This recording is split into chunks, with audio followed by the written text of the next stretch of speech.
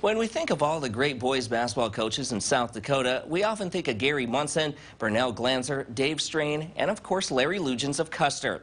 But after more than 4 decades of coaching, Luitjens is ready to retire after this season.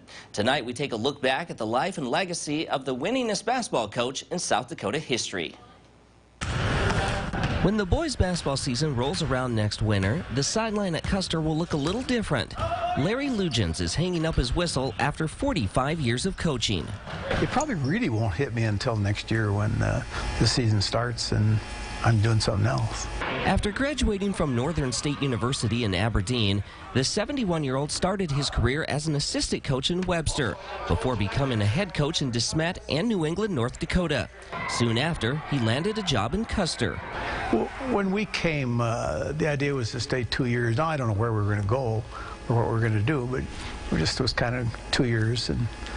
And after 2 years, I didn't have any desire to go anyplace. During his career at Custer, Luitjens led the Wildcats to the state tournament 14 times. 5 of those appearances ended in state championships.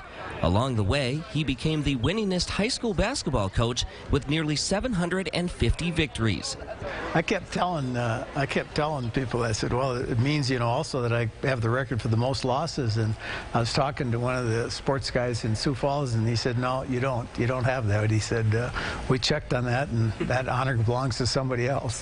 Luitjens coached several talented players throughout his career, including his son Lance, who is now an assistant coach in Colorado.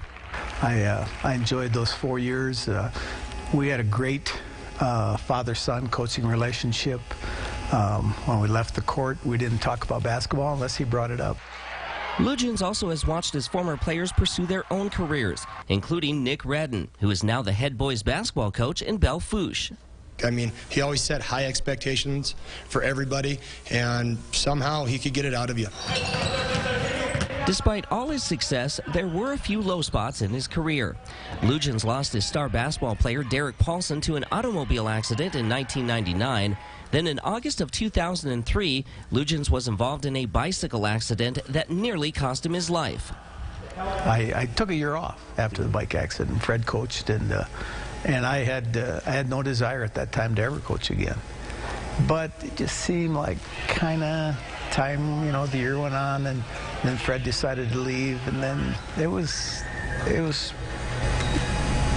let's coach, I wanted to coach again. As Luitjens embarks on a new chapter in his life, he plans to travel to Colorado to spend more time with his 2 granddaughters.